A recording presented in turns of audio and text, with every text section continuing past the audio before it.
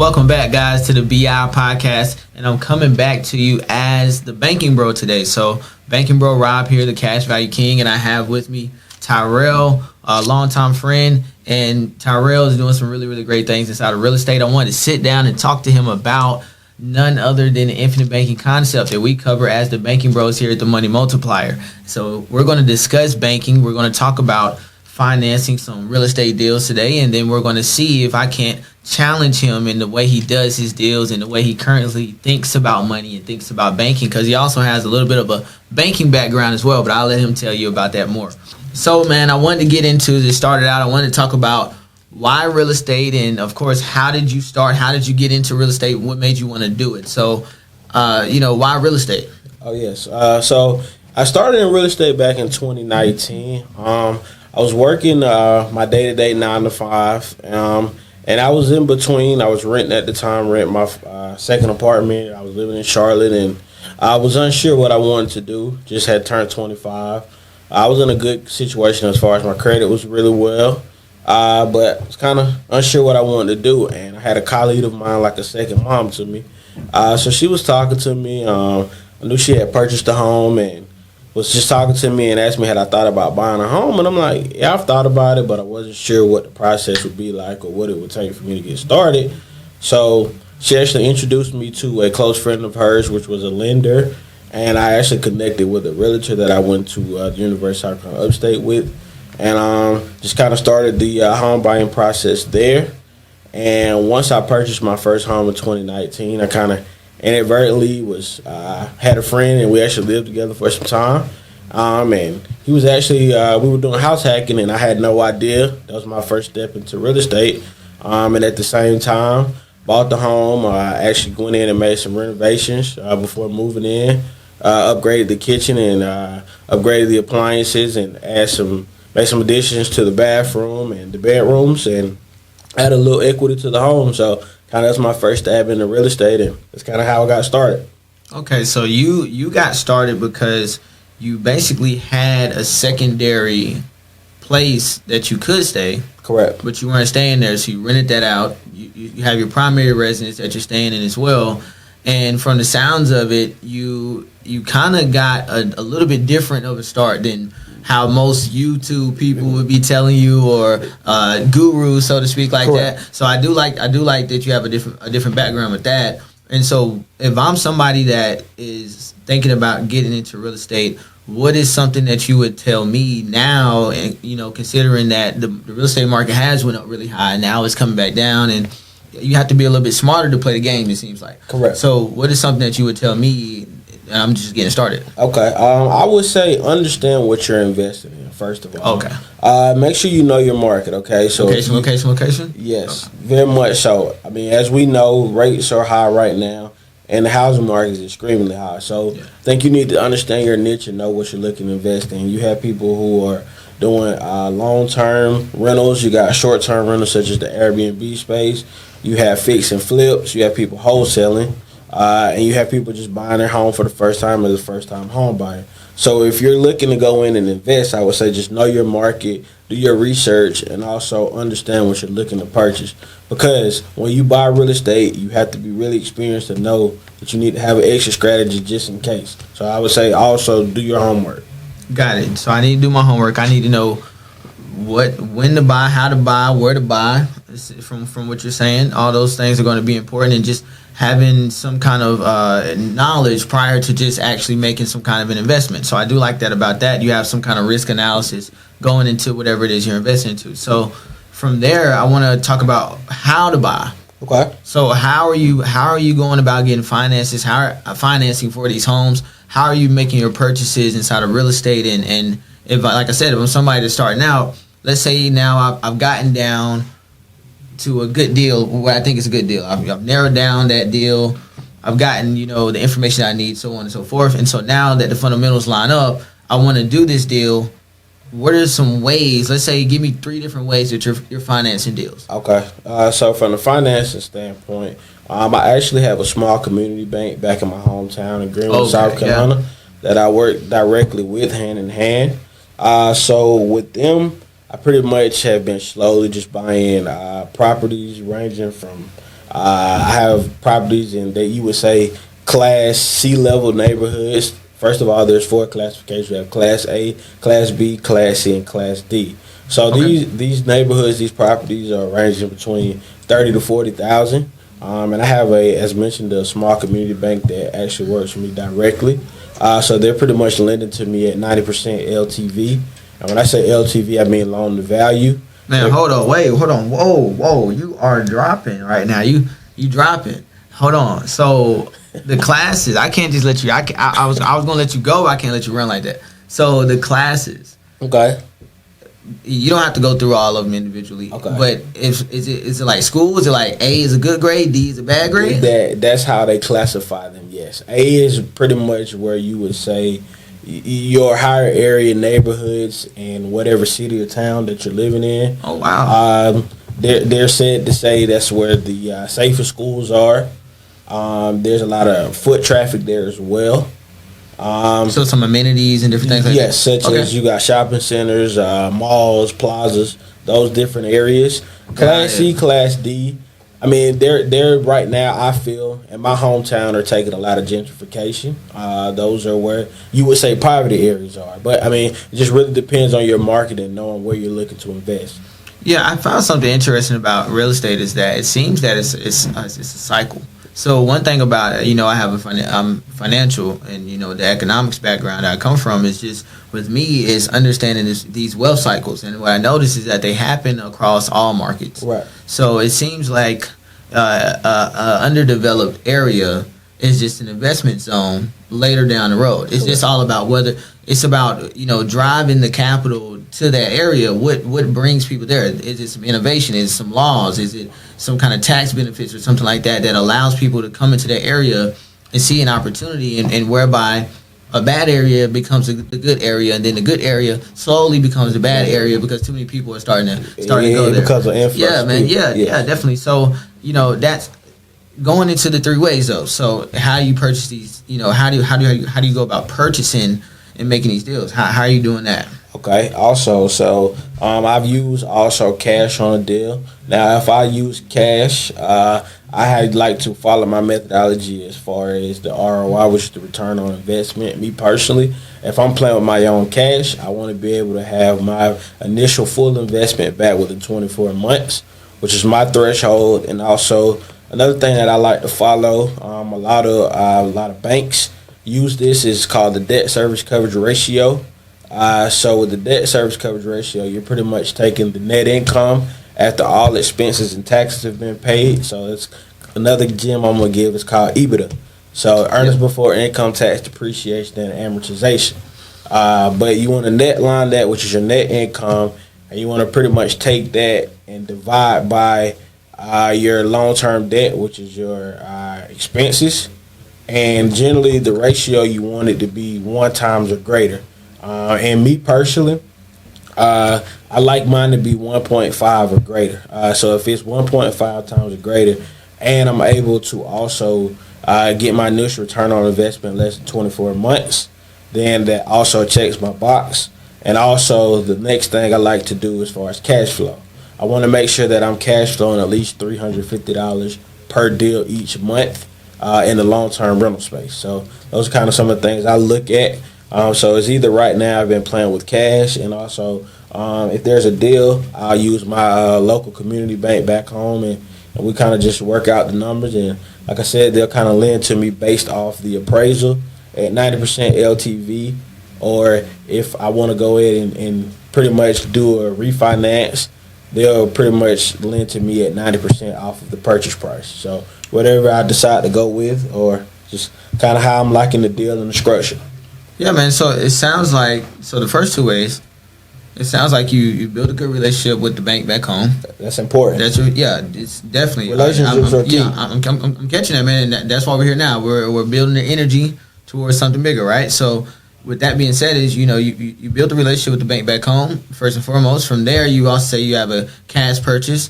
So a third way, and I'm just going to take a guess at it.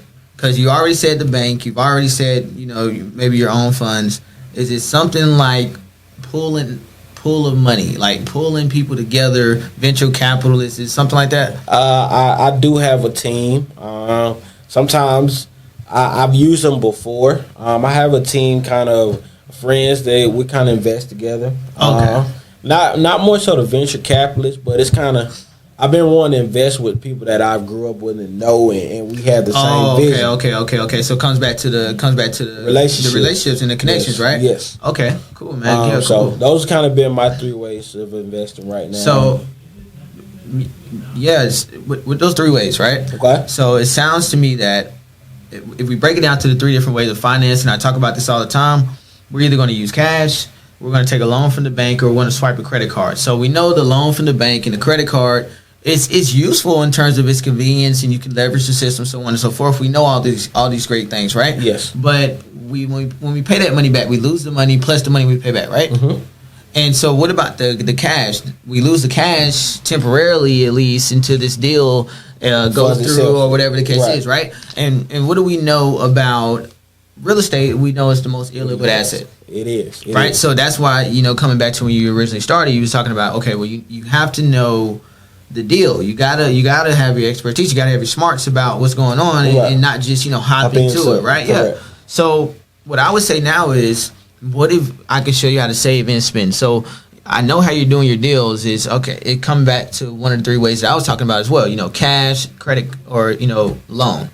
Mm-hmm. So with that being said, is what if you could keep all the money from your deals completely, and you don't have to spend that cash, so you're not using your own capital to put into these deals, locking it away and losing liquidity. Mm-hmm. One of the biggest things right now that's going on is understanding liquidity. So we're coming into what's called the Great Reset, and what that really means to its core values is unlocking and understanding the liquidity of the global financial system. See, we have to trade paper, dollars, and other currencies back and forth. What does that mean? That means that banks have to hold reserves of every single currency inside of every single country. And it's hard to move something physical in that way. And because we have to keep these reserves, that locks up a lot of liquidity. Yep. With a digital currency, CBDC, which is the system that I believe we will start moving into, it's going to be all digitalized, which means that now we can move this liquidity, and it doesn't have to stay in one spot. There's no need for reserves because you have liquid collateral. So that's my gem. That's my gem for today. So yeah, coming into it, man, is just understanding that liquidity though. So we need to still have liquidity because you still need to do more deals, right? Correct. Cool. I continue to want to scale up day by day. So, exactly. yes. So you want to do, and even stuff outside of maybe even real estate. You got other stuff you're looking into, right? Right. So with that being said, let's say for example, we're gonna do not too crazy of a deal, right? Let's say like earlier, I know we were talking. Let's say you did $50,000, and this is premium deposits. Okay. So breaking down what we're talking about is whole life insurance. As you know, that's what we deal with. Infinite banking is the concept that we're implementing with whole life insurance as the vehicle. Okay, which is whole life insurance designed for banking. Okay. So we're going to put the $50,000 into the premium cup here. Okay, follow you. All right, 50,000. All right, for real estate, is that cool? Sounds good. That's actually in my threshold and where I invest. So cool. 50,000, I'm immediately comfortable. Now let's say inside your first year, and this is the case. Okay. Let's say in your first year. Now remember these policies can be designed how you would like for them to be designed. Okay. But with the original concept created by R. Nelson Nash, the creator and establisher of the infinite banking concept, okay, is that inside of your first year, after this premium buys you a larger death benefit, you can then take a loan for half of that. Half of the 50 that you just put in. So $25,000 is here available inside of cash value. Okay. All right. Sense. I'm following. If you want to take a loan from that inside your first year, you can take the $25,000, do whatever deal you want to do, and you choose how and when to pay yourself back. Okay. All right. So the $50,000 and any other time, what would you have done? For one, you wouldn't have a death benefit. Would not. And for two, you would only have how much here? Essentially, in a regular account, you would only have $25,000, right? Correct. Because you spent the other $25,000 in a deal. So even if you were getting interest, which we all know, like I said, you come from a banking background, it's paying out at 0.0. Yeah, we're not getting any interest, right? So what we're seeing here is that you are getting interest because we're with a mutual company that pays a guaranteed interest rate inside of the guaranteed contract, as well as dividends when they make a profit, and they've been making a profit for over 100 years now. So with that being said, and actually, I got my shirt on. I'm repping one of our favorite companies, One America. So with that being said, it's understanding that now you've bought a larger death benefit. You can take that loan against that. You took the $25,000, did whatever it is you do with that. Let's say that you pay that back to yourself over time. Okay. Right? So let's say, for example, you pay back the $25,000 plus more. Right. Right? Let's say you put back $30,000. What's going to happen is the 25 that you took is going to go back to cash value, right? So you back full 50. Well, the 50 never left. The 25 you paid back. Mm-hmm. Got it. How much is in our system right now? So you pay 25 back, but you have additional 5,000 as well. So you should be at a total of 55, correct? Yeah. So, what we're gonna do is, we got the 50,000 here. Mm-hmm. We put 25 back in total, excluding death benefit. We're just talking about what we put in plus the collateralized amount out of the death benefit so far, the cash value, 75,000. Right. Normal deals, what's happening? We only got 25,000. But even if we were to pay back that deal, let's say we paid back from the deal inside of normal, in a normal circumstance, it still is only, even if you use your own cash to finance the deal, you only put back the 30 plus the 25 that was there. That's the 55, right? Right. So that's the 55. In our scenario, though, we have the 50 plus 25, okay, which is 75, right, plus an additional $5,000 that then goes here inside of premium. And what do we know about that is that premiums buy us an even larger death benefit over time, in which case now we can take larger loans over time. Got it. So did we not just save and spend? Yes. Because you never took any money out of premium, did we? Never took a dollar out of it. Yeah, because our premiums bought us a death benefit, and then we were able to collateralize that to still do deals and everything else that we want to do. Exactly. And you're familiar with this because I'm sure being inside of real estate, you've heard of a HELOC. Yes. I'm sorry, a home equity line of credit. Yeah, and so you're familiar with not only just leveraging the banks for loans, but leveraging and collateralizing real estate as well. Yes. And so, are we doing anything fancy or new to the world? We're not reinventing the wheel, are we? Not at all. We're just designing a whole life insurance policy in a way that you can benefit from it in terms of banking, right? Correct. And you have options with that benefit. Exactly. So we could even possibly, maybe you had a larger deal. Maybe we designed this policy that if you put in 50, you get 40 in your first year. Okay. Right? It's the same design. Nothing changed. No, we're not going to treat you any more special than anybody else. But we alter the numbers in a different way so that it performs in a different way. Right? Okay. So those are the things we can do, and those are the different options that we have when designing these policies, whole life insurance policies designed for banking with the mutual company. So do you think that that's a better way to finance a deal than maybe some of the ways you've been doing now? Definitely. I think that gives me a different perspective, a different outlook. I do like the fact here I'm not illiquid, generally because as we mentioned and most people know, real estate is the most illiquid form of an investment. So with this method here, it gives you a chance to always be liquid. And when you add back, I do like the fact that it gives you a chance to increase your death benefit, which gives you a little bit more money to play with and borrow against. Yeah, so man, we know the market's crazy. Let's say, for example, something bad happens inside the investment or whatever the case is. I didn't use any of my money that I put into the policy, though. Right. I used the money from the loan that I took from the death benefit, right? Correct. So let's say, or maybe I don't lose out completely on a deal, but it takes a little bit longer to make the money back than what I thought, right? Or something like that. Okay. Well, not only am I not illiquid, because every time I pay a new premium, I get more cash value. But more than that is, even if something goes wrong with the deal, how much of my dollars did I put into the deal? As far as from the initial deal? Yeah, because remember, I put the 50,000 I was gonna go. I could have used from the deal. I could have took from the 50,000. I took it and put it here. It never went anywhere. Correct. I only took money from here as a loan. I took it out. So the initial 50 is still there. I didn't lose any of that, even if the deal doesn't go in my favor. Would you say that is a way of risk analysis and risk reduction? Yes, definitely. That definitely mitigates risk as well. Now, and understanding too is that you can still collateralize the regular system. Let's say, in just a really quick run through, let's say I want to do the same thing with a car. I'm someone with a smaller policy. I know people say sometimes these big numbers, you got to use something more realistic for people. Okay, well, I'm going to do something realistic. Let's say, for example, you have a $10,000 a year premium, okay? Your car is, I don't know, $500 a month. Well, you're putting in the $10,000, it buys you a death benefit. In your first year, you take a loan from this death benefit of $5,000 and you pay the car notes for your car. All right, so you took that out, you pay the car notes for your car. And over time, you're going to choose how and when to pay yourself back.